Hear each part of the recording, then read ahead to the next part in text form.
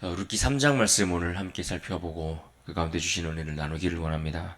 지난 시간 2장에서 룻은 시어머니 나오미를 위해서 내가 이삭을 줍겠나이다 라고 결단하는 내용을 우리가 보았습니다. 남을 위해 자신을 허비하기로 결단하는 그런 아름다운 모습을 우리가 볼 수 있었습니다. 인간적인 눈으로 볼 때 그녀가 결정한 그러한 결단은 사실 무의미해 보이고 단지 낭비되고 허비되는 것과 같은 그런 행동으로 보여지지만 하나님은 그와 같이 남을 위해 자기를 내어주는 그녀의 행동을 통해서 그의 삶에 또 그의 인생 가운데 하나님의 위대한 회복의 역사를 이루어가기 시작하신 것을 우리가 볼 수 있었습니다. 게다가 우연히 찾아간 밭에 보아스를 만난 것, 이것이 우연히 어느 밭에 가서 우연히 이 보아스라는 한 사람을 만난 것 같지만 그것은 결코 인간적인 관점에서 바라보는 우연이 아니라 하나님의 필연적인 이끄심과 하나님의 선한 인도하심의 결과였다라는 것도 함께 볼 수 있었습니다. 심지어 보아스는 자신의 가진 것을 다 내 것이라고 주장하지 않았고 오히려 연약하고 힘든 사람들을 위해서 그 긍휼의 마음과 사랑의 마음을 통해서 그 하나님의 마음과 그 사랑을 흘려보내는 그와 같은 복의 통로가 되어준 사람이었다라는 것도 우리가 함께 볼 수 있었습니다.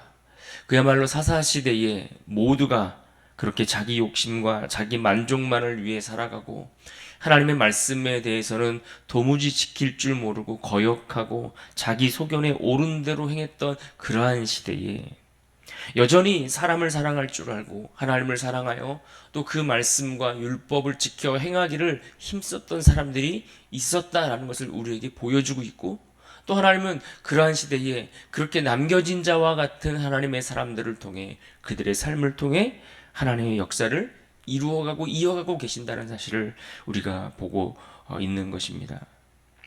이러한 배경과 줄거리를 통해서 우리는 계속되는 말씀 속에서 기대감을 갖게 됩니다. 과연 이들을 통해 하나님께서 어떤 일을 행하실지 기대하는 마음들로 그 다음의 이야기를 우리가 바라볼 수 있습니다.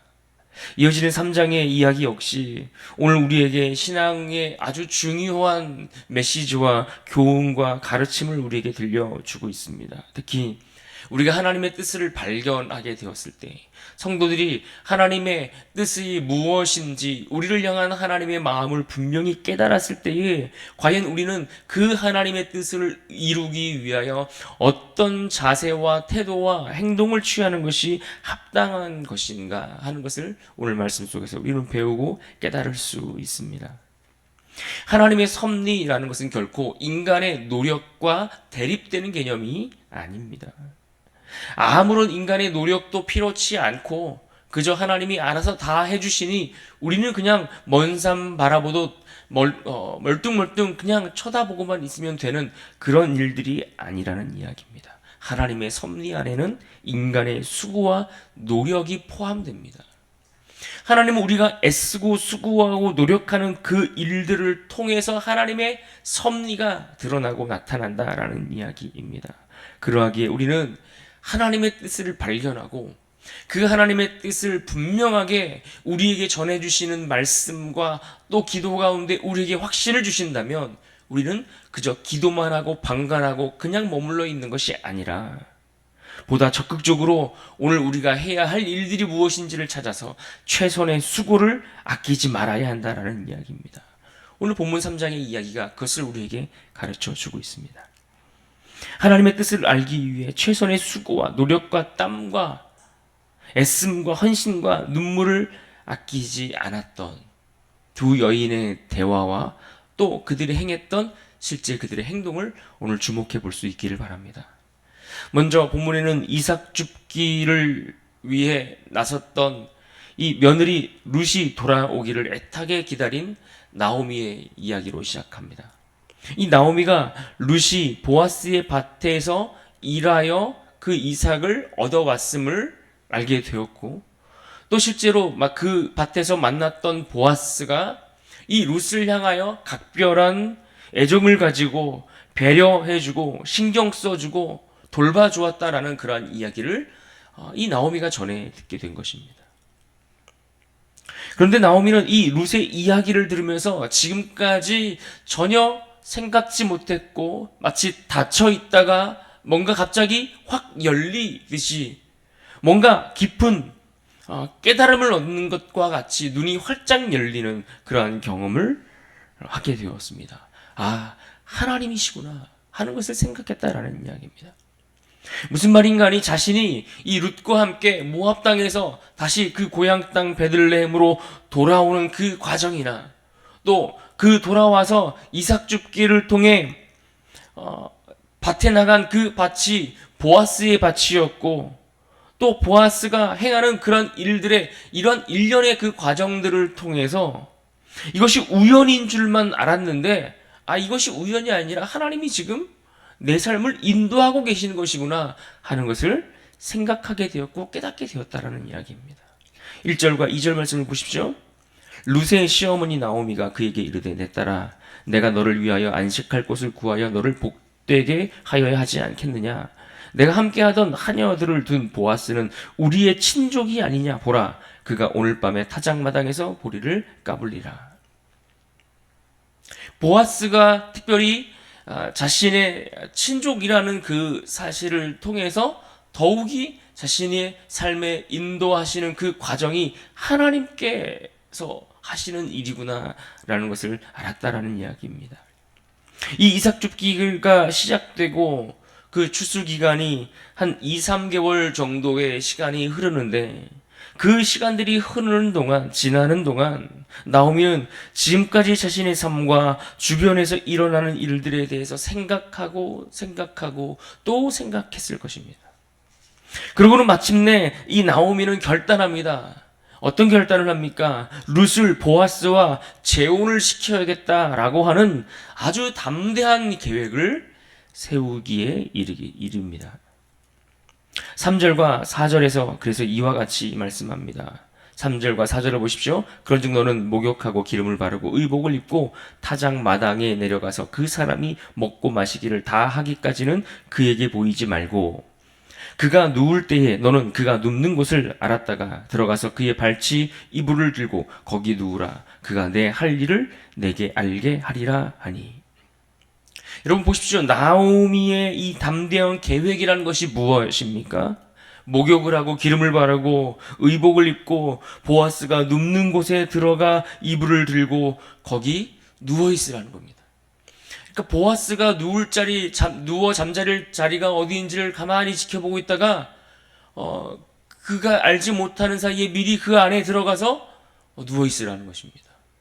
이게 얼마나 담대한 행동입니까? 게다가 이 말씀을 우리가 자칫 잘못 바라보면 오해하기 쉬운 말씀입니다. 나오미의 이 계획과 그것을 실행에 옮기는 이 룻의 행동이 마치 젊은 여인이 돈 많은 어떤 지긋이 나이가 많은 한 노인을 유혹하려고 시도하는 그런 행동과 계획처럼 보일 수 있기 때문에 그렇습니다. 그러나 우리가 이렇게 오해가 생기는 부분들은 당시에 이스라엘의 문화와 그 제도에 대해서 우리가 제대로 이해하지 못하고 있기 때문에 생기는 일들입니다.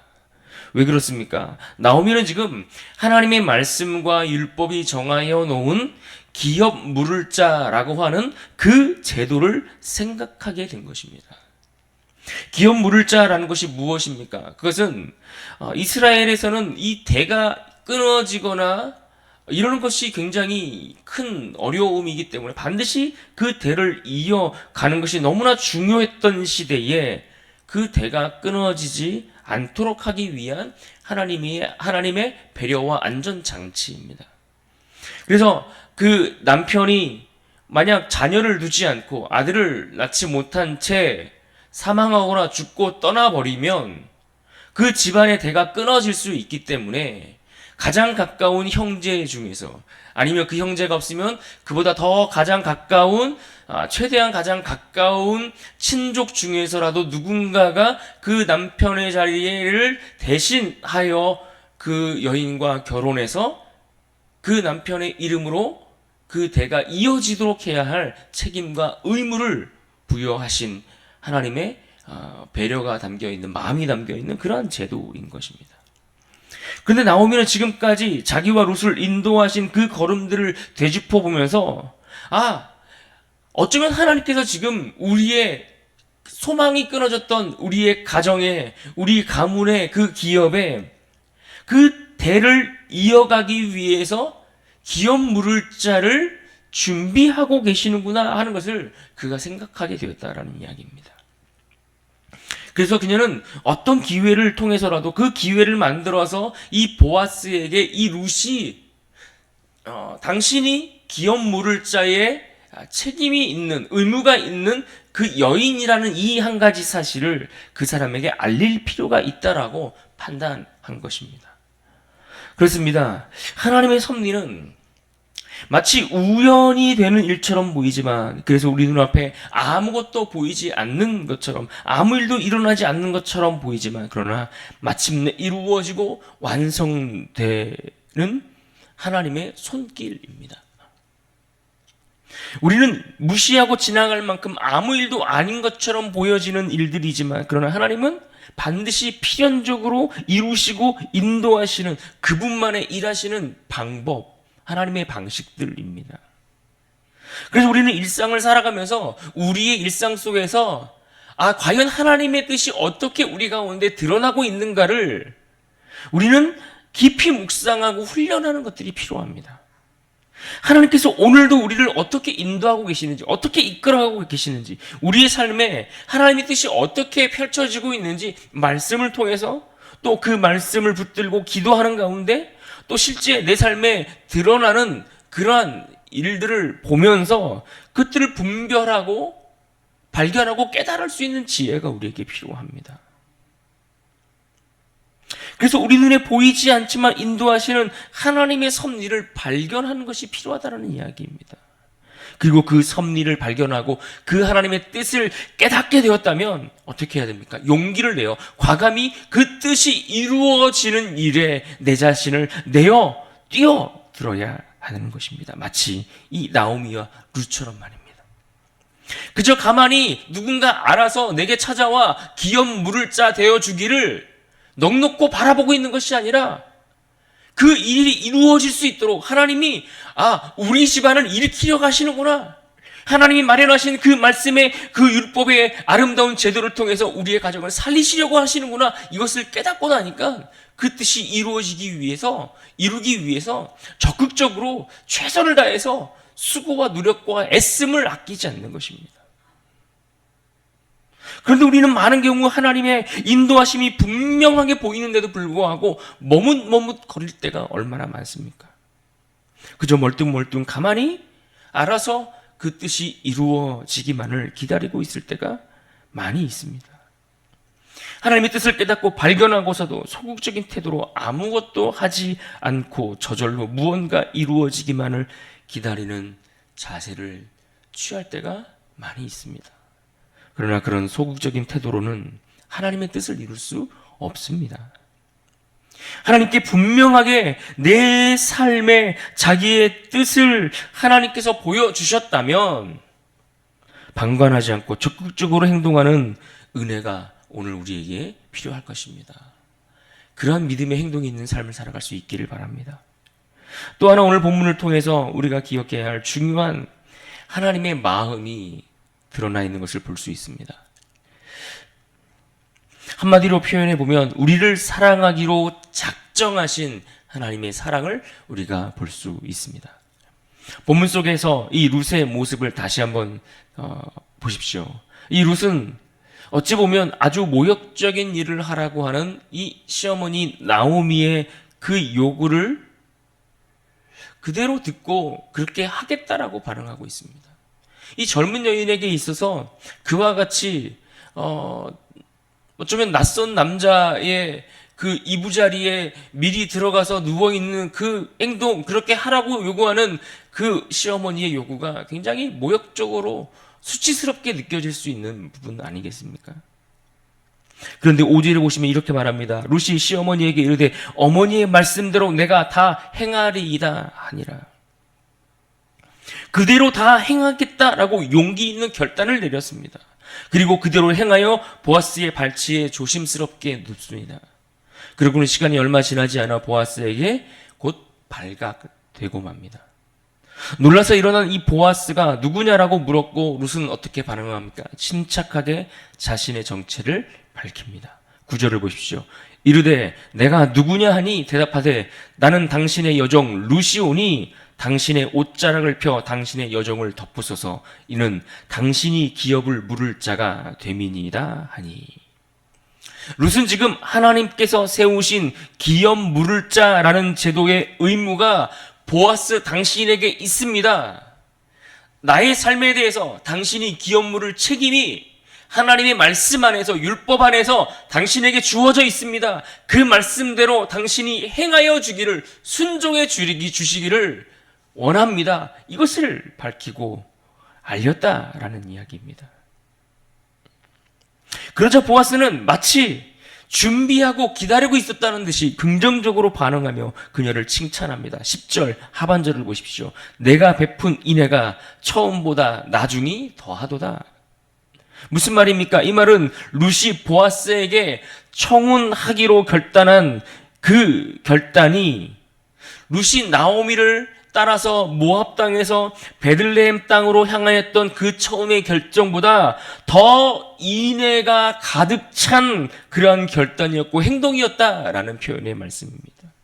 왜 그런가 하니 룻이 결정한 것은 지금 자기 자신을 위한 선택과 결정이 아니었기 때문에 그렇습니다. 11절 말씀에 보면 그녀가 이미 온 동네 안에 벌써 베들레헴 그 동네 안에 뭐라고 소문났습니까? 이 여인은 참으로 현숙한 여인이라고 소문이 나 있었다라는 겁니다. 그러니 얼마든지 마음만 먹으면 룻이 굉장히 젊은 여인에 속했기 때문에 더 나은 조건의 젊은 남자를 만나서 결혼할 수도 있었다라는 이야기입니다. 그런데 그녀는 그렇게 하지 않았습니다. 오히려 망하여 하나님 나라 안에서 더 이상 기대할 수 없는 대가 끊겨버린 엘리멜렉의 그 집안을 위해 그 기업의 회복을 위해 나이 많은 보아스에게 청혼을 하기로 결정한 행동이었기 때문에 그렇습니다. 그러니까 이 룻의 행동은 지금 하나님 말씀 안에서 내린 자기 희생적인 결정과 선택이었던 것입니다. 한마디로 그녀의 삶은 인애가 배어나오는 삶의 모습을 우리에게 보여주고 있다라고 말할 수 있는 것입니다. 여기서 말하는 인애라는 단어는 구약 성경에 자주 하나님의 사랑을 표현할 때 쓰이는 단어입니다. 그래서 이 인애라는 단어는 헤세드라는 단어가 사용되는데 이 헤세드라는 단어가 어떤 사랑을 의미하는 하나님의 사랑이냐? 굳이 사랑하지 않아도 되는데, 굳이 그렇게까지 하지 않아도 되는데, 자격과 어떤 상대의 상태와 이런 형편과 상관없이 그저 그를 사랑하기로 작정하는 사랑을 이야기하는 겁니다. 내가 이 사람의 상태가 괜찮냐, 나으냐, 볼품이 있느냐 없느냐 이런 걸 따지지 않고 내가 그를 사랑하겠다라고 작정하고 그 사랑 안에 스스로 매어 묶여버리는 그러한 사랑. 우리를 사랑하시기로 결정하실 때에 우리의 외모를 보지 않고 우리의 어떤 괜찮음, 어떤 상태 이런 것들을 보지 않고 그냥 우리를 사랑하기로 작정하시고 그 사랑하기로 작정하신 그 결정 안에 나를 완전히 매어 묶어버리는 하나님의 사랑. 그것이 바로 이 인애라는 헤세드라는 사랑입니다.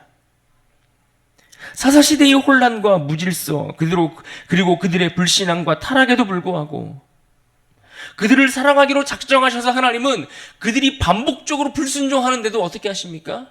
또다시 그들을 구원하고 또다시 그들을 구원하고 또다시 그들을 구원하시지 않습니까? 그렇게 그들을 사랑하기로 작정하셔서 그 사랑에 나를 묶어버리시는 겁니다. 내가 사랑하기로 작정하고 내가 그들을 끝까지 사랑하기로 그렇게 행하시는 하나님의 사랑. 그 사랑이 오늘 말씀 속에서 룻과 보아스의 인생을 통해 재현되고 드러나고 있는 것입니다. 하나님의 헤세드와 같은 그 사랑을 경험했기에 그들이 삶을 통해 누군가에게 그 세상 가운데 그 사랑을 또한 드러내고 살아가고 있는 아름다운 그들의 삶의 모습을 우리가 보고 있는 것입니다. 여러분, 여기에 우리의 소망이 있습니다. 연약한 인생, 볼 것 없는 인생, 다 망한 것 같은 인생이지만 다시 희망을 말할 수 있는 근거와 이유는 바로 이와 같은 하나님의 사랑 때문입니다. 하나님의 아들을 우리에게 내어주시기까지, 그렇게까지 우리를 사랑하지 않아도 되는데 우리를 구원하기 위해 굳이 하나님의 아들을 우리에게 내어주셨고, 그분이 죽기까지 그 십자가를 통해 나를 구원하기로 결정하신 그 하나님의 결정과 우리에게 약속하신 그 약속, 그 언약 안에 자신을 묶어버리시는 그 십자가의 사랑으로 우리를 사랑해 주시지 않았습니까? 그렇게 하지 않아도 상관없는 그런 대상을 향해 결단하고 사랑하는 사랑, 그들의 자격이나 상태와 무관하게 스스로 사랑하기로 결단하고 약속하고 그 결단과 언약에 스스로 자신을 구속시키신 하나님의 헤세드 사랑입니다. 그러니 우리도 그 사랑을 누리고 살아간다면 이 땅을 어떻게 살아가는 것이 옳겠습니까?